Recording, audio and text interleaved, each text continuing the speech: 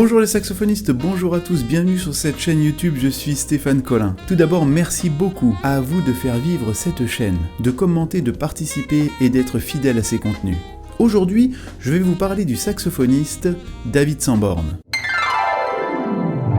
Né en 1945 à Tampa, en Floride, c'est parce qu'il souffre de poliomyélite que son père décide de lui offrir un saxophone pour lui permettre de renforcer sa cage thoracique.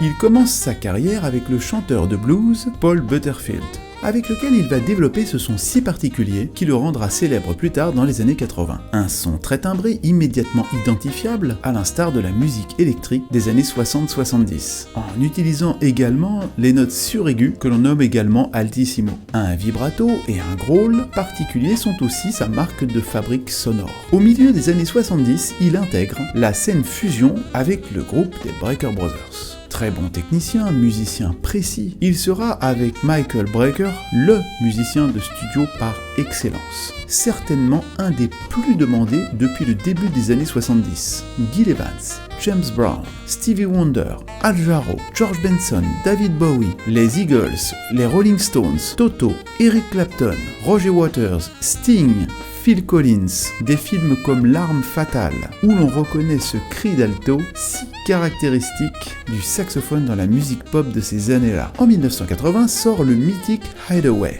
qui sera son 5e album et qui marquera la décennie 80 du saxophone, dans la musique binaire groove pop.